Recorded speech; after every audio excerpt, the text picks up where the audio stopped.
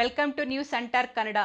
KHP ಬಣಕ್ಕೆ ಜೈ ಎಂದು 5 ಜನ ಕಾಂಗ್ರೆಸ್ನ ನಗರಸಭಾ ಸದಸ್ಯರು. ಗೌರಿಬಿದನೂರಿನ ಹೊರವಲಯದಲ್ಲಿರುವ ಶಾಸಕರ ಕಚೇರಿಯ ಆವರಣದಲ್ಲಿ ಕಾಂಗ್ರೆಸ್ಸಿನ 5 ಜನ ನಗರಸಭಾ ಸದಸ್ಯರು ಅವರ ಅಪಾರ ಬೆಂಬಲದೊಂದಿಗೆ ಕೆಎಚ್ ಪುಟ್ಟಸ್ವಾಮಿ ಗೌಡರ ನೇತೃತ್ವದಲ್ಲಿ ಅಧಿಕೃತವಾಗಿ ಸೇರ್ಪಡೆಗೊಂಡರು. ಇದೇ ವೇಳೆ ಮಾತನಾಡಿದ ಶಾಸಕರು, ನಮ್ಮ ಕೆಎಚ್ಪಿ ಬಣಕ್ಕೆ ಸೇರ್ಪಡೆಯಾಗುತ್ತಿರುವ ಯಾವ ಮುಖಂಡರಿಗೂ ಯಾವುದೇ ರೀತಿ ಆಮಿಷಗಳನ್ನು ನೀಡಿಲ್ಲ.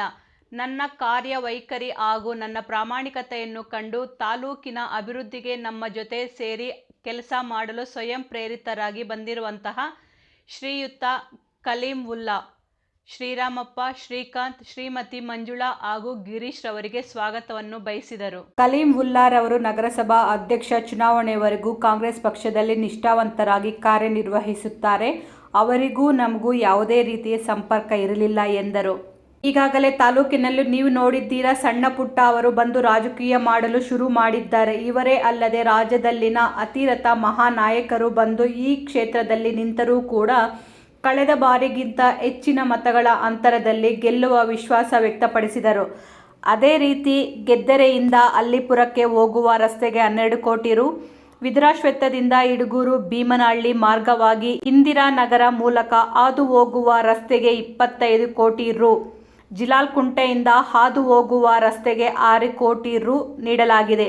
ಮುಖ್ಯಮಂತ್ರಿಗಳ ವಿಶೇಷ ಅನುದಾನ 25 ಕೋಟಿ ಸೇರಿ ಒಟ್ಟು 100 ಕೋಟಿ ರೂಪಾಯಿಗಳನ್ನು ತಾಲೂಕಿನಲ್ಲಿ ಹದಗೆಡುತ್ತಿರುವಂತಹ ರಸ್ತೆಗಳಿಗೆ ಮೊದಲ ಆದ್ಯತೆ ನೀಡಲಾಗಿದೆ ಎಂದರು. ಈ ಎಲ್ಲ ಕಾಮಗಾರಿಗಳಿಗೆ ಟೆಂಡರ್ ಪ್ರಕ್ರಿಯೆ ಮುಕ್ತಾಯಗೊಂಡಿದ್ದು 3-4 ತಿಂಗಳ ಒಳಗಾಗಿ ಎಲ್ಲ ಕಾಮಗಾರಿಗಳು ಪೂರ್ಣಗೊಳ್ಳಲಿವೆ ಎಂದರು. ಹಾಗೆ ಗೌರಿಬಿದನೂರು ನಗರದಲ್ಲಿ ವಿದ್ಯುತ್ ಚಿತಾಗಾರಕ್ಕೆ 4 ಕೋಟಿ ರುಗಳನ್ನು ಮಂಜೂರು ಮಾಡಿಸಲಾಗಿದೆ. ನೀರಿನ ಕೊರತೆಯನ್ನು ನೀಗಿಸುವ ಸಲುವಾಗಿ ವಾಟದ ಹೊಸಳ್ಳಿ ಕೆರೆಯಿಂದ ಗೌರಿಬಿದನೂರು ನಗರಕ್ಕೆ ನೀರು ಪೂರೈಸಲು 60 ಕೋಟಿ ರುಗಳನ್ನು ಮಂಜೂರು ಮಾಡಿಸಲಾಗಿದೆ. ಇನ್ನು ಕೆಲವು ತಿಂಗಳುಗಳಲ್ಲಿ ಈ ಎಲ್ಲ ಅಭಿವೃದ್ಧಿ ಕಾರ್ಯಗಳು ಪೂರ್ಣಗೊಂಡ ನಂತರ ನನ್ನ ಕಾರ್ಯವೈಖರಿ ಬಗ್ಗೆ ತಾಲೂಕಿನ ಜನತೆ ಮೆಚ್ಚುಗೆ ವ್ಯಕ್ತಪಡಿಸುತ್ತಾರೆ ಎಂದರು.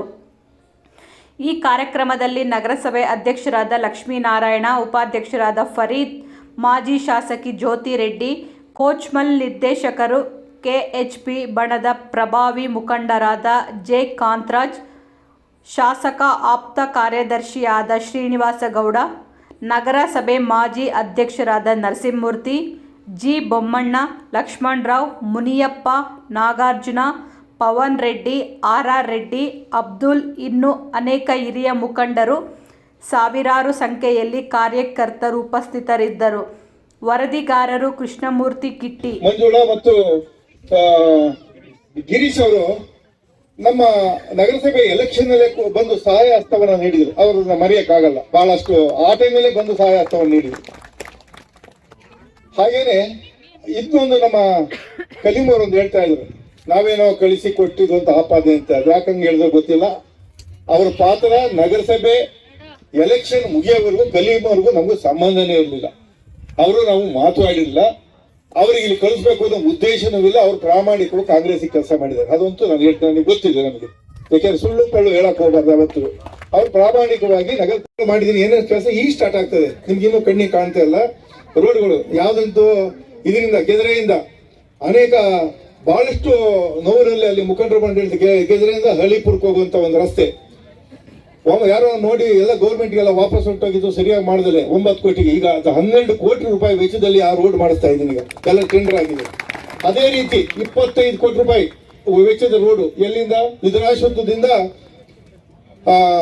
ಇದು ಯಾವುದು ಇಡಗೂರು, ಭೀಮನಹಳ್ಳಿ, ಕಾಜನವೇಣಿ ಈ ಮಾರ್ಗವಾಗಿ ಬೊಮ್ಮಸಂದ್ರ ಮಾರ್ಗವಾಗಿ ಕಲ್ನಾಕಳ್ಳಿ ಇದ್ದೀನಿ ಇಂದ್ರನಗರ ಮೂಲಕ ಮಲ್ಸಂದ್ರ ಮತ್ತು ಕುಂಚಿಟಿಹಳ್ಳಿ ಮಾರ್ಗ ಹೋಗುತ್ತೆ. ಅದು 25 ಕೋಟಿ ರೂಪಾಯಿನ ರಸ್ತೆ ಮಾಡಿಸ್ತಾ ಇದೆ. ಅದಕ್ಕೆ ಸ್ಟಾರ್ಟ್ ಆಗಿದೆ, ಟೆಂಡರ್ ಆಗಿದೆ, ಸ್ಟಾರ್ಟ್ ಆಗ್ತದೆ. ಹಂಗಾಗಿ ನಕ್ಕಲಹಳ್ಳಿ ಅದು ಇನ್ನ ಮುಂದೆ ಹೋದ್ರೆ ಇದು ಜೀರಾಕುಂಟೆ ರೋಡ್ ಅದು 6 ಕೋಟಿ ರೂಪಾಯಿನಲ್ಲಿ ಎಲ್ಲ ಟೆಂಡರ್ ಆಗಿವೆ. ಈಗ ಸ್ಟಾರ್ಟ್ ಆಗಬೇಕು. ಅವು ಸ್ಟಾರ್ಟ್ ಆಗಿ ಕೆಲಸ ಮುಗಿಯೋದು 4-5 ತಿಂಗಳು ಬೇಕು. ಅದೇ ರೀತಿ 12 ಕೋಟಿ ರೂಪಾಯಿ ವಿಶೇಷವಾಗಿ 25 ಕೋಟಿ ಸಿಎಂ ಹತ್ರ ರಿಕ್ವೆಸ್ಟ್ ಮಾಡ್ತಂದು 25 ಕೋಟಿನಲ್ಲಿ 12 ಕೋಟಿ ವರ್ಕ್ನ ಇದಕ್ಕೆ ಹಳ್ಳಿ ರೋಡ್ಗಳಿಗೆ ಹಾಕಿದ್ದೀನಿ. ಇವೆಲ್ಲ ಇದನ್ನ ಕಣ್ಣಿಗೆ ಕಾಣೋದು ಯಾವಾಗ ಅಂದ್ರೆ ಇನ್ನೊಂದು 3-4 ತಿಂಗಳು ಬರ್ತದೆ. ಬಹಳಷ್ಟು ಸುಮಾರು 100 ಕೋಟಿ ರೂಪಾಯಿ ನಾವೆಲ್ಲ ಹೇಳ್ಕೊಳ್ಳೋದು ಜಾಸ್ತಿ. 100 ಕೋಟಿ ರೂಪಾಯಿನ ಕೆಲಸನ ಬರೀ ರಸ್ತೆಗೆ ಹಾಕಿದ್ದೀನಿ. 100 ಕೋಟಿ ರೂಪಾಯಿನ ಕೆಲಸ ಕೇವಲ ಇನ್ನು 3 ತಿಂಗಳೊಳಗೆ ಮುಗಿತಾ ಬರ್ತದೆ, 3-4 ತಿಂಗಳು ಮುಗಿತದೆ. ಆಗ ಅದೇನ್ ಕೆಲಸನ ನಿಮಗೆ ಕಣ್ಣಿಗೆ ಕಾಣ್ತದೆ. ಹಾಗೇನೆ ಇದಕ್ಕೆ ನಗರಕ್ಕೆ ಒಂದು ವಿದ್ಯುತ್ ಚಿತ್ತಾಗಾರ ಬೇಕು ಅಂತ ಮಿನಿಸ್ಟರ್ ರಿಕ್ವೆಸ್ಟ್ ಮಾಡಿದ 4 ಕೋಟಿ ರೂಪಾಯಿ ಕೊಟ್ಟು ಎಲೆಕ್ಟ್ರಿಕಲ್ ವಿದ್ಯುತ್ ಚಿತ್ತಾಗಾರ ಬೇಕಾಗಿದೆ, ನಗರ ಬೆಳೀತದೆ ಅಂತ 4 ಕೋಟಿ ರೂಪಾಯಿ ಸ್ಯಾಂಕ್ಷನ್ ಮಾಡಿದೀವಿ. ಅದೇ 60 ಕೋಟಿಗೆ ಎಲ್ಲ ಮಿನಿಸ್ಟರ್ ಹತ್ರ ಮಾತಾಡಿ ಇದರಲ್ಲಿ ವಾಟರ್ ಸೋರ್ಸಲ್ಲಿ ಕೆರೆಯಿಂದ ಅದು ಎತ್ತಿನ ಒಳಗೆ ನೀರು ಬರ್ತದೆ, ಅಲ್ಲಿಂದ ನಗರಕ್ಕೆ ನೀರು ತರಬೇಕು. ನನ್ನ ಪೀರಿಯಡ್ ಅಲ್ಲಿ ನಗರಕ್ಕೆ 24 ಗಂಟೆ ನೀರಿರುವಂತ ವ್ಯವಸ್ಥೆ ಮಾಡಬೇಕು ಅಂತ ಅದಕ್ಕೂ ಕೂಡ ವ್ಯವಸ್ಥೆ ಮಾಡಿದ್ದೀನಿ. ಖಂಡಿತವಾಗೂ ನನ್ನ ಪೀರಿಯಡ್ ಅಲ್ಲಿ ನಗರಕ್ಕೆ ಕುಡಿಯುವ ನೀರಿನ ಸಮಸ್ಯೆನ ಬಗೆಹರಿಸ್ತೀವಿ ಅಂತ ನಾನು ಹೇಳ್ತಾ, ಹಾಗೇನೆ ಅನೇಕ ಡೆವಲಪ್ಮೆಂಟ್ ವರ್ಕ್ ಗಳನ್ನ ನಾವು